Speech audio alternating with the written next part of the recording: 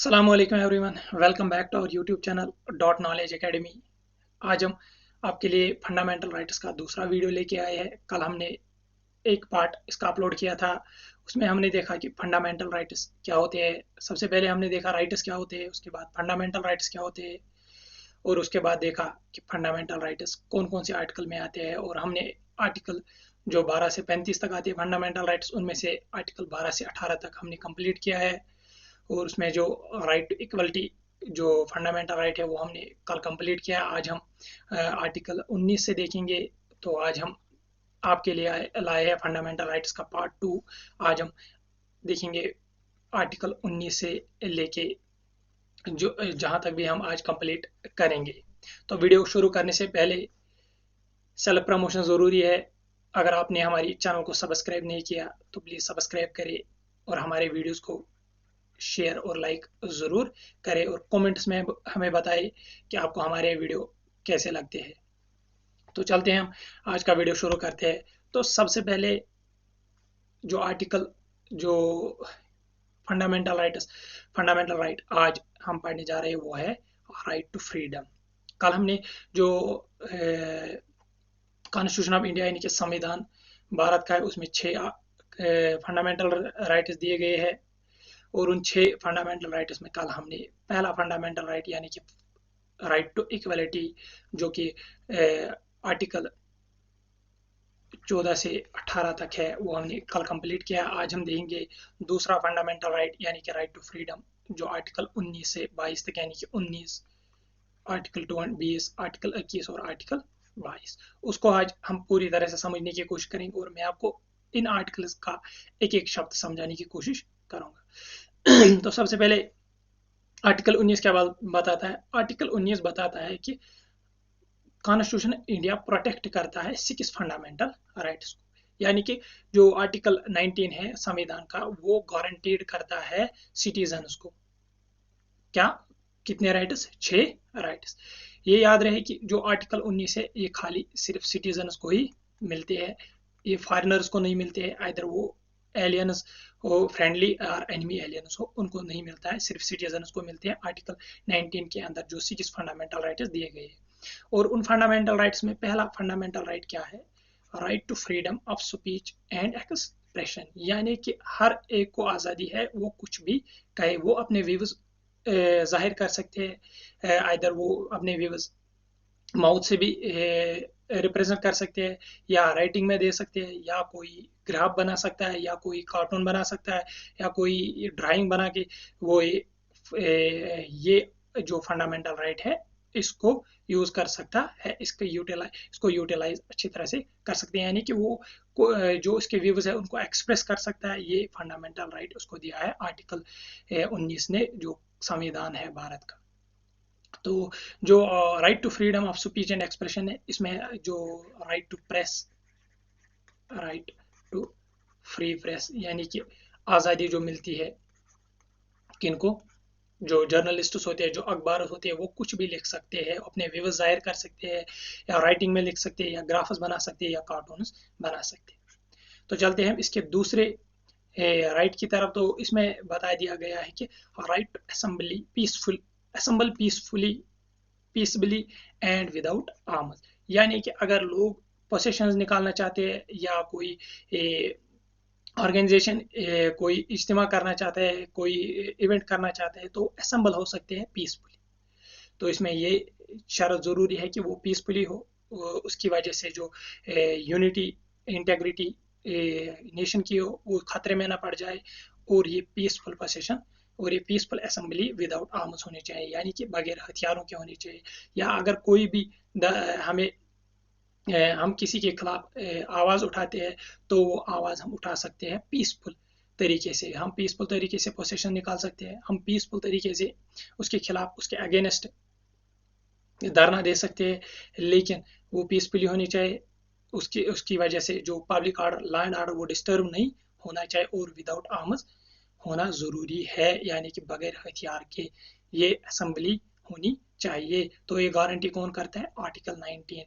और जो तीसरा राइट इसमें दिया गया है, राइट टू फॉर्म एसोसिएशन और यूनियन और कॉर्पोरेटिव कोऑपरेटिव सोसाइटीज, यानी कि हर एक को आज़ादी है कि वो अगर किसी एक पर्टिकुलर स्किल, उसके पास एक पर्टिकुलर स्किल है, पर्टिकुलर टैलेंट है, वो अपने टैलेंट के और लोगों के साथ कोई एसोसिएशन बना सकता है और वो एसोसिएशन काम कर सकते हैं इन अकॉर्डेंस विद लॉ, और वो यूनियंस बना सकते हैं जैसे कि ट्रेड यूनियंस होते हैं, स्टूडेंट यूनियंस होते हैं और बहुत सारे यूनियंस होते हैं। उनको ये हक मिल रहा है, उनको ये हक दे रहा है कॉन्स्टिट्यूशन ऑफ इंडिया, और ये यूनियंस फिर काम कर सकते हैं, लेकिन वो काम इन अकॉर्डेंस विद लॉ होनी चाहिए, अनलॉफुल एक्टिविटीज नहीं करनी चाहिए, या कोऑपरेटिव सोसाइटीज बना सकता है जो भी कोई चाहे वो कोऑपरेटिव सोसाइटीज बना सकता है। उसके बाद जो चौथा राइट आर्टिकल 19 के अंडर गारंटीज करता है कॉन्स्टिट्यूशन ऑफ इंडिया सिटीजन को, वो है right to move freely throughout the territory of India, यानी कि जो भी सिटीजन भारत का है उसको आज़ादी है, उसको यह हक मिलता है कि वो फ्रीली, वो विदाउट विदाउट एनी डिस्टर्बेंस, वो इसको कोई रोक नहीं सकता है कि वो जो टेरिटरी है इंडिया की उसमें घूम सकता है। आइदर वो एक स्टेट से दूसरी स्टेट जा सकता है फ्रीली, कोई इसको रोक नहीं सकता है, या स्टेट के एक जगह से दूसरी जगह वो फ्रीली मूव कर सकता है। तो इसमें भी ये ख्याल रहे कि उसकी वजह से जो यूनिटी इंटेग्रिटी नेशन की है वो डिस्टर्ब ना हो जाए उसको, ताकि उसकी वजह से ये फंडामेंटल राइट यहाँ पे क्यों दिया गया, ताकि इसकी वजह से जो नैरो माइंडेडनेस कुछ सिटीजन्स के जहन में होती है वो दूर हो जाए, और जो रीजनलिज्म अराइज हो जाता है वो रीजनलिज्म कम हो जाए, और जो रीजनल कनेक्टिविटी है वो कम हो जाए। उसके बाद आ जाता है right to reside and settle in any part of the territory of India, यानी कि हर एक सिटीजन को ये हक मिलता है कि वो टेरिटरी ऑफ इंडिया यानी कि हिंदुस्तान में, यानी कि इंडिया में कहीं जाके भी रिजाइड कर सकता है, कहीं जाके भी रह सकता है, सेटल हो सकता है, वहाँ पे ज़मीन ले सकता है, वहाँ पे खरीद सकता है, वहाँ पे मकान बना सकता है। इसको हक देता है constitution of India under article 19, वो कहीं जाके भी। तो इसमें भी ये ख्याल रखिए कि उसकी वजह से यूनिटी एंड इंटेग्रिटी नेशन के खतरे में ना पड़ जाए। और इसमें थोड़ी एक एक्सेप्शन है कि कोई भी सिटीजन जो शेड्यूल ट्राइब्स होते हैं, यानी कि जो ट्राइबल एरियाज होते हैं, वहाँ पे ये चीज़ रेस्ट्रिक्टेड है, वहाँ पे कोई सिटीजन ये नहीं कहेगा कि ये जो ट्राइबल लोग हैं मैं यहाँ पे कोई फैक्ट्री बना के या कोई रिजॉर्ट बना के यहाँ पे एक महल बना लूँगा, नहीं, वहाँ इसको ये राइट नहीं मिला, क्योंकि उन ट्राइबल्स के जो जो उनकी जो कस्टम्स होते हैं, ट्रेडिशंस होते हैं, उनकी जो लैंग्वेज होती है, उनको गवर्नमेंट ने काफ़ी ज़्यादा प्रिजर्व करने के लिए बहुत से प्रावधान कॉन्स्टिट्यूशन में लाए हैं। तो वहाँ पे उनको ये हक नहीं मिलता है, वहाँ पे आर्टिकल 19 सब क्लास 5 नहीं मिलता है उनको। उसके बाद आता है जो छठा राइट दिया गया है आर्टिकल 19 के अंदर, वो है right to practise any profession और to carry any occupation, trade और बिजनेस, यानी कि हर एक सिटीजन को ये हक मिल रहा है कि वो कोई भी प्रोफेशन इख्तियार कर सके और कोई भी काम कर सके, कोई भी ऑक्यूपेशन वो ले सकता है, कोई भी ट्रेड, कोई भी बिजनेस कर सकता है वो, यानी कि कोई भी आदमी अगर वो एक स्टेट का दूसरी स्टेट में वो जाके वहाँ सेटल हो गया और वहाँ वो किसी चीज़ का व्यापार करना चाहता है, अगर वो एक्सपर्ट है तो वो कर सकता है। तो इसमें भी कुछ एक्सेप्शन हैं, जो प्रोफेशनल लोग होते हैं, मतलब कि अगर कोई बंदा ये ना कह सके कि कल जो मैट्रिक पास किया या 12th पास किया या ग्रेजुएशन उसने आर्ट्स ह्यूमैनिटीज के सब्जेक्ट में की, वो बोलेगा कि मैं भी प्रैक्टिशनर बनूंगा, मैं भी डॉक्टर की जो प्रैक्टिस होती है, मैं भी डॉक्टर, मैं भी लोगों को इलाज करूंगा। तो उसके लिए एक्सेप्शन दिए गए, उसके लिए उसके पास प्रॉपर जो डिग्री होनी चाहिए, प्रॉपर प्रोफेशनल क्वालिफिकेशंस होनी चाहिए, प्रॉपर प्रोफेशनल ट्रेनिंग होनी चाहिए। तो कल को कोई ये बंदा ना कह सके कि मैं भी डॉक्टर बनूंगा, जो 10th पास हो या 10th फेल हो, वो बोलेगा कि मुझे डॉक्टर की प्रैक्टिस ये लोग नहीं करने देते, और वो कोर्ट के पास चले जाएगा और कोर्ट को बोलेगा कि जो आर्टिकल 19 के अंडर आपने मुझे एक हक दिया है right to practise any profession, वो मेरा वायलेट हो रहा है। नहीं, इसमें थोड़े एक्सेप्शन है। एक्सेप्शन ये कि उसके पास एक प्रॉपर क्वालिफिकेशन होनी चाहिए, प्रॉपर टैलेंट होना चाहिए, प्रॉपर उसकी ट्रेनिंग होनी चाहिए। और इस आर्टिकल 19 के अंदर और एक आर्टिकल था और एक राइट था, वो था right to acquire, hold and dispose of property. वो डिलीट किया गया है कब, 44th amendment act, constitutional amendment act 1978। उसकी वजह से 44th कॉन्स्टिट्यूशनल अमेंडमेंट एक्ट 1978 जो कल के वीडियो में मैंने बोला था, उसकी वजह से जो आर्टिकल 31 था इंडियन कॉन्स्टिट्यूशन का राइट टू प्रॉपर्टी, वो भी अबॉलिश किया गया। और ये दोनों आर्टिकल्स कहाँ पे रखे गए? आर्टिकल 300 में। Article 300 as a legal act, as a legal right, sorry as a legal right, not fundamental right but legal right. I hope कि आपको आर्टिकल 19 अच्छी तरह से समझ आया है और मैंने आपको अच्छी तरह से समझा दिया भी है। उसके बाद आता है राइट टू फ्रीडम का जो दूसरा आर्टिकल है, आर्टिकल 20। उसमें क्या लिखा है? आर्टिकल 20 बताता है, प्रोटेक्ट करता है इन रेस्पेक्ट ऑफ कन्विक्शन और फॉर ऑफेंसेस। थोड़ी लीगल लैंग्वेज है, थोड़ी समझने में दिक्कत हो रही है, तो मैं आपको अच्छी तरह से समझाऊंगा। आर्टिकल 20 क्या बोलता है? Article 20 grants protection against arbitrary and excessive punishment to accused persons whether citizen और फॉरेनर। जो आर्टिकल 20 ये दोनों को मिलते हैं, इधर सिटीजन और फॉरेनर्स। आर्टिकल 20 में क्या बोलता है? आर्टिकल 20 बचाता है सिटीजन को भी, फॉरेनर को भी, या लीगल पर्सन को भी, चाहे कंपनीज हो, कॉर्पोरेशन, उनको बचाता है आर्बिट्री एक्शन से। आर्बिट्री एक्शन मतलब ज्यादती से, एक्सेसिव पनिशमेंट से, अगर उसने कोई ऑफेंस किया है। इट कंटेन्स 3 प्रोविजन, उसमें से 3 प्रोविजन दिए गए हैं। पहला प्रोविजन क्या है? No person shall be convicted of offence except for violation of law in force at the time of the commission of the act. क्या बोलता है आर्टिकल 20 सब क्लास 1 का जो बोलता है कि अगर किसी बंदे ने कभी, इसको बोलते हैं डिफेक्टो लॉ। अगर किसी बंदे ने, मतलब कि मैं आपको समझाऊंगा, अगर किसी बंदे ने 2010 में कोई काम किया है, 2010 में वो काम ऑफेंस नहीं था, वो काम जुर्म नहीं था, वो काम लीगल था उस टाइम, और अब 2020 है अभी, अब 2021 है अभी, और 2021 में गवर्नमेंट या पार्लियामेंट ने एक एक्ट पास किया, उसने वो जुर्म, मतलब उसने एक कोई काम किया था, उसने बोला कि जो एक काम है ये एक पुनिशेबल एक्ट है, ये जुर्म है, ये गलत काम है, इसकी वजह से इसको सजा मिल सकती है। तो ये क्या बताता है? आर्टिकल 21 सब क्लास 1, आर्टिकल 20 सब क्लास 1 क्या बोलता है कि अगर उसने ये काम 2010 में किया है और क्या बना, कानून बना 2021 में उस काम के खिलाफ, तो उस आदमी को क्या सजा मिल सकती है? तो आर्टिकल 20 सब क्लास 1 बताता है कि उसको सजा नहीं मिल सकता है, क्योंकि जो जब उसने कमीशन ऑफ एक्ट, जब उसने एक्ट किया था उस टाइम ये काम जुर्म नहीं था, उस टाइम ये काम लीगल था। आई होप कि आपको समझ आया है। उसके बाद सब क्लास 1 का दूसरा हिस्सा क्या बोलता है? Subject to penalty greater than the prescribed by the law in force at the time of the commission of the act. मैंने पहले भी बोला कि ये थोड़ी लीगल लैंग्वेज है, समझने में दिक्कत आ रही है, तो मैं आपको अच्छी तरह से समझाऊंगा। क्या बोलता है सब क्लास 1 आर्टिकल 20 का? बोलता है कि अगर, यही एग्जांपल होगा, 2010 में कोई एक एक्ट किया है किसी एक पर्सन ने, उसने ए एक्ट किया है, और 2020 और 2021 आया, उस एक्ट जो उस पर्सन ने किया है 2010 में, उस टाइम उसकी सजा थी 5 साल, उसकी सजा थी 5 साल। अब 2021 में आया तो गवर्नमेंट ने एक लॉ बना दिया, उसने बोला कि भाई जो एक एक्ट है, जो एक पुनिशेबल एक्ट है, ऑफेंस है, जो एक जुर्म है, उसकी सजा हम 5 नहीं, हम 10 साल करेंगे, हम 10 साल करेंगे। तो ये कानून कब आया? 2021 में, 10 साल हुआ। लेकिन जब उसने काम किया था, उसने काम किया था 2010 में, उसने ये जुर्म 2010 में किया था, उस टाइम उसकी सजा 5 साल थी। अब 2021 में फिर से उसके खिलाफ कानून बना कि उसके जो जुर्म है और उसकी सजा अब 10 साल है, तो इस पर्सन को कितने साल की सजा मिल जाएगी? तो ऑब्वियसली उसको कितनी साल की सजा मिल जाएगी? जब उसने एक कमीशन एक्ट किया उस टाइम जो सजा था उसका, वही मिलेगी, उसको 5 साल की सजा मिल जाएगी। आई होप कि आपको अच्छी तरह समझ आया आर्टिकल 20 का सब क्लास 1। अब इस दूसरा सब क्लास 2 इसका क्या बोलता है? No double jeopardy, no double jeopardy, no person shall be prosecuted और punished for the same offence more than once. यानी कि किसी भी आदमी को प्रोसिक्यूट, उसको सजा नहीं दी जा सकती एक ही जुर्म पे 2 बार। यानी कि अगर किसी पर्सन ने एक जुर्म किया है और उसको उसके सजा जो 5 साल थी, उसने 5 साल मुकम्मल की, अब उसे फिर से इसको प्रोसिक्यूट किया जाएगा और बोलेगा फिर से 5 साल नहीं। आर्टिकल 20 इसको इस चीज से बचाता है। आर्टिकल 20 बताता है नो डबल जियोपार्डी। एक बार इसे इस ऑफेंस की सजा मिल गई तो दूसरी बार उसे इस सजा की जुर्म पे कोई कन्विक्ट नहीं कर सकता है, कोई कोर्ट भी कन्विक्ट नहीं कर सकता है।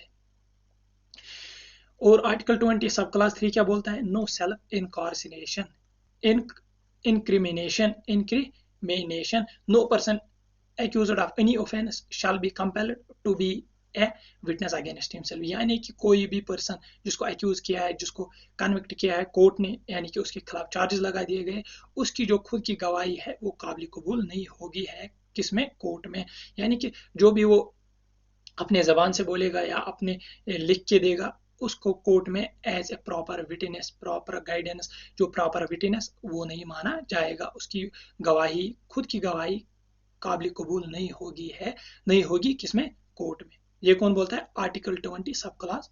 आई होप कि आपको आर्टिकल 20 अच्छी तरह से समझ आया। अब हम चलते हैं आर्टिकल 21 की तरफ। आर्टिकल 20 वो भी आता है राइट टू फ्रीडम के अंदर। उसमें क्या बोलता है, प्रोटेक्शन ऑफ लाइफ। आर्टिकल 20 बचाता है हमारी लाइफ को और हमारी पर्सनल लिबर्टी को। क्या बोलता है आर्टिकल 21? आर्टिकल 21 बोलता है declare that no person shall be deprived for his life और personal liberty except according to procedure established by law, यानी कि किसी भी आदमी से हम उसकी लाइफ और पर्सनल लिबर्टी नहीं छीन सकते हैं, बशर्ते है कि कुछ एक्सेप्शंस हो, अगर वो इन अकॉर्डेंस विद, जो उसमें कुछ शर्तें हैं, एक्सेप्शंस होते हैं, मगर वो exceptions in accordance with law, अगर लॉ ने एस्टैब्लिश कुछ किए हैं। This right is available both citizens and non citizens, ये भी दोनों को मिलता है, सिटीजन्स को भी, नॉन सिटीजन्स को भी। यानी कि कोई बोलता है मुझे जीने का हक है, इसको कौन गारंटी करता है, article 21 of the constitution of India. या उसकी पर्सनल लिबर्टी को कौन इंश्योर करता है, article 21 of the constitution of India. और इससे कोई उसकी लाइफ छीन नहीं सकता है, उसकी पर्सनल लिबर्टी छीन नहीं सकता है।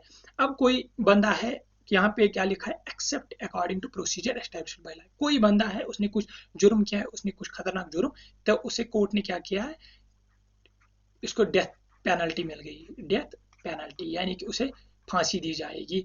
अब वो बंदा ये न कल बोल जाए, वो ये न कहे कि वो कोर्ट में जाए और बोले कि मेरी जो प्रोटेक्शन ऑफ लाइफ यानी पर्सनल लाइफ, वो पर्सनल लिबर्टी है, वो फंडामेंटल राइट अंडर आर्टिकल 21 वो वायलेट हो रहा है, वो मुझसे छीना गया है और मुझे डेथ पेनल्टी दी गई है, तो वो इसके बिना पे नहीं जा सकता, क्योंकि वहां इसको बोला था except according to procedure established by law, क्योंकि उसने उस किस्म का जुर्म किया गया है जिसकी बिना पे उसकी लाइफ छीनी जाएगी उससे। और ये light protection of life and personal liberty ये दोनों को मिल रहे हैं, चाहे सिटीजन्स हो चाहे नॉन सिटीजन्स हो, चाहे फॉरेनर्स हो, आइदर वो एलियंस हो और एनिमी एलियंस, फ्रेंडली एलियंस या एनिमी एलियंस। और इस आर्टिकल 21 के अंदर बहुत सारे प्रोविजंस और भी आते हैं।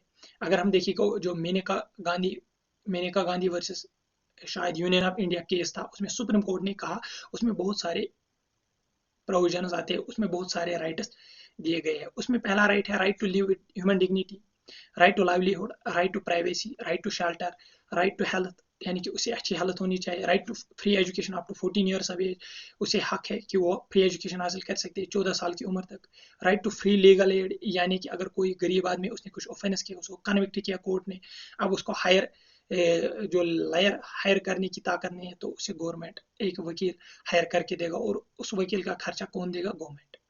ये किसमें लिखा है, आर्टिकल 21 में, right to free legal aid, right to speedy trial, right against handcuffing, बहुत सारे जो राइट्स यहाँ पे लिखे हैं, आप इनका स्क्रीनशॉट लेके पढ़ सकते हो, या अगर आप के पास लक्ष्मीकांत की पॉलिटी बुक है आप उससे भी पढ़ सकते हो। इसमें और एक आर्टिकल आता है राइट टू स्लीप, आपको सोने का भी हक दिया गया है under article 21। Right to freedom from noise pollution से भी आपको फ्रीडम मिल रही है, यानी कि अगर आपके सोसाइटी में कोई अमीर बंदा आके ये ना कहे कि मैं यहाँ पे फैक्ट्री खोलूंगा और उस फैक्ट्री की वजह से वहाँ बहुत ज़्यादा शोर शराब हो रहा है, उसकी वजह से उनकी जो पर्सनल लाइफ है, पर्सनल लिबर्टी है, वो डिस्टर्ब हो जाती है।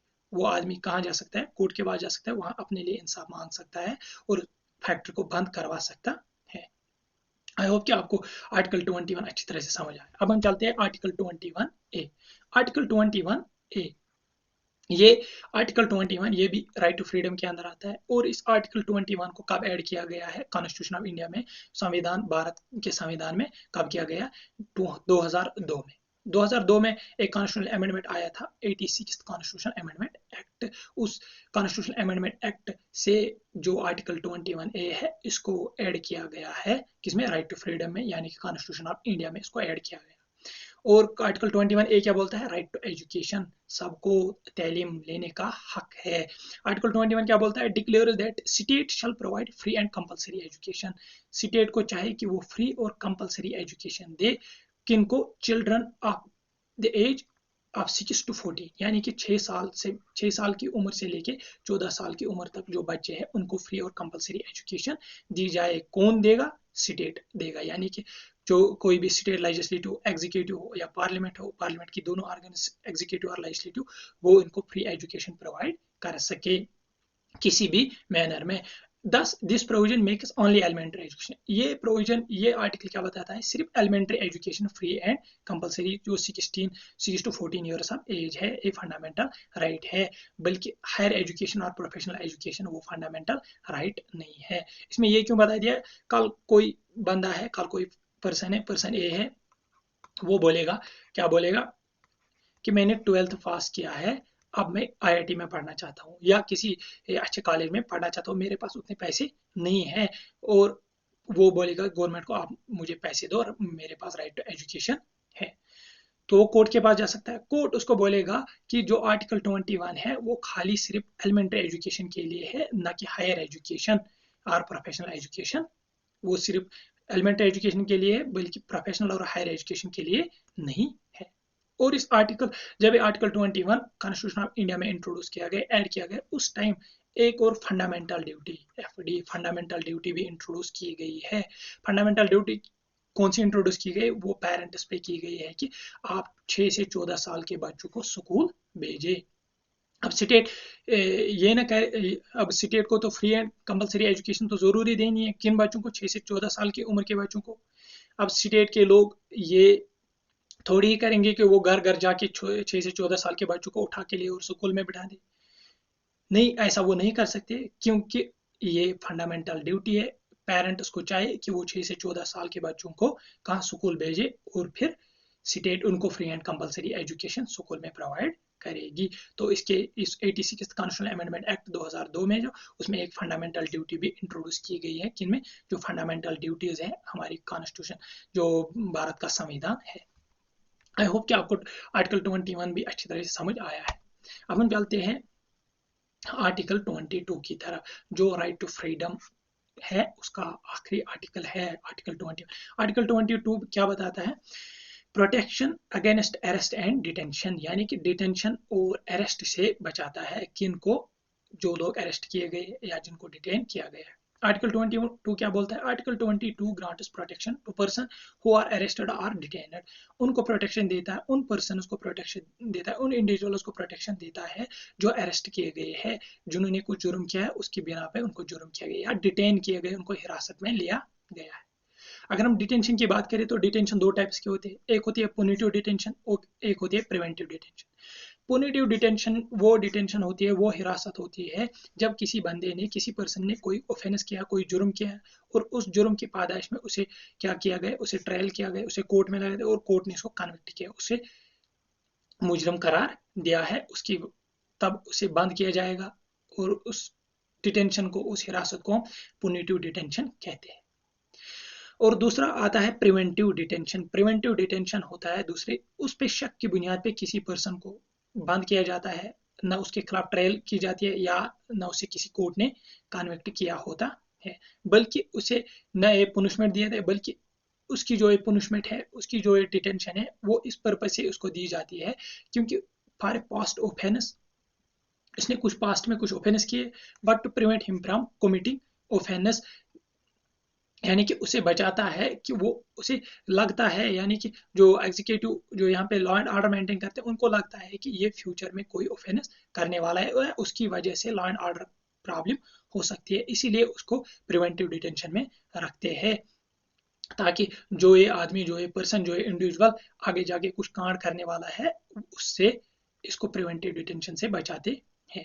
दस प्रिवेंटिव डिटेंशन ओनली प्रिकॉशनरी, ये एक प्रिकॉशनरी मेजर है, and on base on suspicion, ये खाली सस्पिशन के बुनियाद पे होता है, इसमें कुछ विटनेस नहीं होते हैं, और इसको किसी ट्रायल, कोर्ट ने ट्रायल नहीं किया, और किसी कोर्ट ने कन्विक्ट भी नहीं किया होता है किस पर्सन को, जिसको प्रिवेंटिव डिटेंशन के अंदर बंद किया जाता है। और प्रिवेंटिव डिटेंशन खाली 3 महीनों तक ही रखा जा सकता है और 3 महीनों के बाद उसे छोड़ा जा सकता है, या 3 महीनों से अगर एक्सटेंड किया जाता है तो उसके लिए एक कमेटी बैठाती है, उसमें हाई कोर्ट के जजेस होते हैं और हाई कोर्ट के जज उसके लिए जो उसको बताते हैं कि अगर हम इसकी जो प्रिवेंटिव डिटेंशन वो एक्सटेंड करें या ना एक्सटेंड करें। आई होप कि आपको राइट टू फ्रीडम भी अच्छी तरह से समझ आया है आर्टिकल 19 से आर्टिकल 22 तक। अब हम देखते हैं आर्टिकल 23 और आर्टिकल 24 जो एक फंडामेंटल राइट है, राइट अगेंस्ट एक्सप्लॉइटेशन, हमें बचाता है एक्सप्लॉइटेशन से आर्टिकल 23 और आर्टिकल 24 के अंडर। आर्टिकल 23 क्या बोलता है? आर्टिकल 23 बोलता है prohibition of traffic in human beings and forced labour, यानी कि आर्टिकल 13 प्रोहिबिट करता है ट्रैफिकिंग ह्यूमन बींग्स में और फोर्स्ड लेबर से बचाता है किनको? Human beings. आर्टिकल 13 क्या बोलता है? Article 13 prohibits traffic in human beings, beggar, forced labor or other similar forms of forced labor। यानी कि article 23 constitution of India, article 23rd of the constitution of India क्या बताता है? प्रोहिबिट करता है, फॉरबिट करता है ट्रैफिकिंग किन में? ह्यूमन बींग्स में। यानी कि हम ह्यूमन बींग्स की ट्रैफिकिंग नहीं कर सकते, उनको बाय एंड सेल नहीं कर सकते, either they are man, women, children, और हम ह्यूमन बींग्स को बेगर यानी फोर्स्ड लेबर में नहीं लगा सकते हैं। फोर्स्ड लेबर में क्या होता है? उसमें दिन भर काम करो और शाम को उसे कुछ रेम्यूनेशन नहीं मिलता है, उसे कुछ मुआवजा नहीं मिलता है, उसे कुछ वेजेस नहीं मिलते हैं। Other similar forms of forced labour, कोई भी फोर्स्ड लेबर की जो कोई भी फॉर्म है उसको प्रोहिबिट करता है आर्टिकल 23। तो फोर्स्ड लेबर जो पिछले लेक्चर वीडियो सीरीज थी, मैंने हिस्ट्री में पढ़ाई थी, जम्मू एंड कश्मीर की हिस्ट्री, उसमें सबसे पहले फोर्स्ड लेबर किसने इंट्रोड्यूस की थी? शंकरा वर्मन ने। शंकरा वर्मन जो अवंती वर्मन का बेटा था, उसने कश्मीर में सबसे पहले फोर्स्ड लेबर यानी कि बेगर इंट्रोड्यूस की थी। तो आप जो पिछले वीडियोस थे और मैं आज क्या पढ़ा रहा हूँ इसको थोड़ा रिलेट करके चले जाए ताकि आपको भी याद रहे। Any contravention of this provision shall be an offense punishable in accordance with law। यानी अगर कोई भी पर्सन ट्रैफिकिंग करता है ह्यूमन बींग्स को या फोर्स लेबर में उनको बिठाता है, फोर्स लेबर करवाता है उनसे, तो ये कानून के नज़र में एक जुर्म है, इस जुर्म की सजा है इन अकॉर्डेंस विद लॉ। और ये आर्टिकल, ये राइट किनको मिलता है? Both citizens and non citizens को भी। सिटीजन्स को भी मिलता है, नॉन सिटीजन्स को भी मिलता है। नॉन सिटीजन्स को क्यों मिलता है?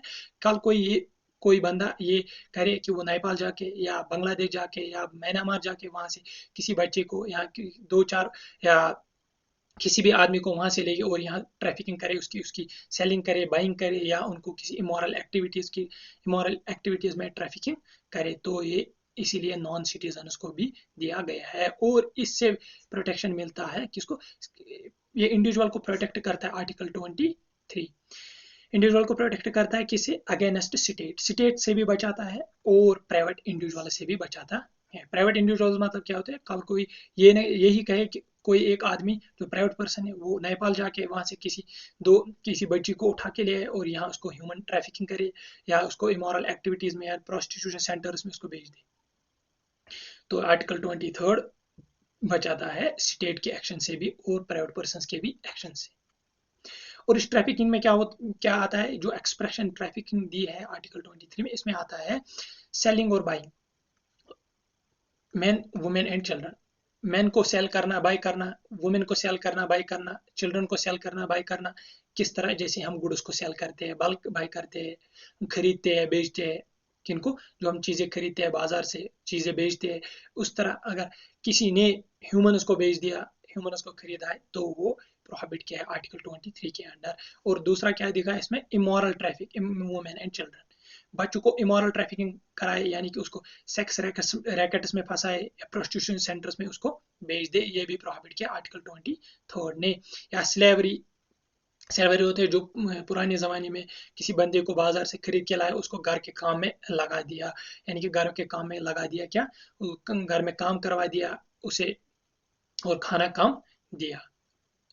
These to punish these acts, the Parliament has made Immoral Traffic Prevention Act 1956। इन एक्ट्स को पुनिश करने के लिए, किन एक्ट्स को पुनिश करने? Human trafficking, forced labour, selling and buying of humans, women, man or children, इनको ये प्रोहिबिट किया है। इन एक्ट्स को पुनिश करने के लिए पार्लियामेंट ऑफ इंडिया ने एक एक्ट पास किया, एक लॉ बना दिया। उस लॉ का नाम है इमोरल ट्रैफिक प्रिवेंशन एक्ट 1956, 1956 में ये बना दिया है। किसने? पार्लियामेंट ऑफ इंडिया ने। कौन सा law? Immoral traffic prevention act 1956। आई होप कि आपको राइट अगेंस्ट एक्सप्लॉयटेशन का पहला आर्टिकल, आर्टिकल 23 अच्छी तरह से समझ आया और मैं आपको अच्छी तरह से समझा पा रहा हूँ, मैं आपके साथ जस्टिस कर पा रहा हूँ, आई होप। और अब हम चलते हैं उसके दूसरे आर्टिकल की तरफ। उसका जो दूसरा आर्टिकल है राइट अगेंस्ट एक्सप्लॉयटेशन का, वो आर्टिकल 24 है। आर्टिकल 24 क्या बताता है? Prohibition of employment of children in factories. ये प्रोहिबिट करता है जो भी चिल्ड्रन हैं below the age of 14 years, उनको प्रोहिबिट करता है, उनको किसी एम्प्लॉयमेंट, किसी काम में न लगाया जाए। क्या बोलता है article 24? Article 24 prohibits the employment of children below the age of 14 years in any factory, mine, or other hazardous activities like construction work, railway, but it does not prohibit their employment in any harmless or innocent. Article 14 बताता है, article 24 बताता है कि जो भी बच्चे below the age of 24 है उनको एम्प्लॉयमेंट में न लगाया जाए, उनको बचाता है एम्प्लॉयमेंट से। यानी कि किसी भी बच्चे को अगर हम फैक्ट्री में लगाएं जो 14 साल की उम्र से नीचे है, वो एक जुर्म है। माइनिंग में उसको बचाता है। Hazardous activities like construction of work, किसी जगह बिल्डिंग बन रही है, वहां पे बच्चे काम कर रहे, तो एक पुनिशेबल ऑफेंस है। किसके अंडर? आर्टिकल 24 के अंडर। या किसी भी रेलवे पटरी पे वो काम करता है, तो ये क्या है? पुनिशेबल ऑफेंस है अंडर आर्टिकल 24। और ये बच्चों को बचाता है इन कामों से जो 14 साल की, जो below the age of 14 years है। But it does not prohibit, लेकिन ये प्रोहिबिट नहीं करता है उनका काम, जो 14 साल के बच्चे हैं, 14 साल से नीचे जो बच्चे, उनको प्रोहिबिट नहीं करता है कि वो काम करे कि कहाँ कहाँ पे, जो हार्मलेस जगह है, इनोसेंट काम है। इनोसेंट काम क्या है? घर में उसने अपने माँ बाप के साथ खेती में काम कर रहा है, घर में काम कर रहा है, घर में अपने मम्मी डैडीज को हेल्प कर रहा है, तो इनसे वो इन बच्चों को नहीं बचाता है जो below the age of 14 years. इस सिलसिले में गवर्नमेंट ऑफ इंडिया ने 2006 में एक एक्ट पास किया है और इस एक्ट में उसने टोटली बैन किया है क्या? एम्प्लॉयमेंट को। बच्चों के जो 14 year below the age of 14 years है, उनकी जो एम्प्लॉयमेंट है उसको टोटली बैन किया गया। कहाँ कहाँ पे? एज ए डोमेस्टिक सर्वेंट, घरों में जो काम करते हैं, गरीब के बच्चे अमीर के घरों में जो काम करते हैं, अगर वो 14 ईयर्स के एज से कम है तो ये प्रोहिबिट किया है, तो ये बैन किया है गवर्नमेंट ऑफ इंडिया ने 2006 में। अगर वो काम करे किसी बिजनेस एस्टेब्लिशमेंट कहाँ पे, अगर वो होटल्स में काम करे तो ये भी पुनिशेबल ऑफेंस है। ढाबाज में काम करे, रेस्टोरेंट्स में काम, किसी शॉप में काम करे, एज ए सेल्स में, किसी फैक्ट्री में, रिजॉर्ट में, या किसी चाय की पटरी पे या किसी चाय के ठेले पे काम कर रहे हैं, कौन? जो 14 साल की उम्र के नीचे, जो below the age of 14 years बच्चे हैं, इनको प्रोहिबिट करता है। इनके एम्प्लॉयमेंट उसको गवर्नमेंट ऑफ इंडिया ने 2016 में पूरी तरह से बैन कर दिया है। तो इसके साथ ही जो राइट अगेंस्ट एक्सप्लॉयटेशन ये भी कंप्लीट हुआ है। तो हमने अभी तक कौन कौन से फंडामेंटल राइट्स कंप्लीट किए? पहला राइट टू इक्वालिटी, और दूसरा राइट टू फ्रीडम, और तीसरा राइट अगेंस्ट एक्सप्लॉयटेशन जो आर्टिकल 23 और 24। आई होप कि मैं आपको अच्छी तरह से समझा पाया हूँ और होप कि आपको भी अच्छी तरह से समझ आया है। तो इसका एक और पार्ट बनने जा रहा है, वो मैं कल इंशाल्लाह अपलोड करूंगा। तो आज के लिए इतना ही काफ़ी। तो अगर आपको हमारा ये वीडियो अच्छा लगा तो प्लीज़ हमारी चैनल को सब्सक्राइब करें, हमारे वीडियोस को अपने दोस्तों के साथ शेयर करें, अपने डियर्स के साथ शेयर करें, ताकि वो हमारे वीडियोस देख सके और हमारे वीडियोस की एंगेजमेंट बढ़ जाए। अगर आपको हमारे वीडियोस अच्छे लगे, प्लीज़ लाइक का बटन ज़रूर प्रेस करें और हमें बताएं कमेंट्स में कि आपको हमारे ये वीडियोस कैसे लगते हैं। Thank you for watching, have a nice day.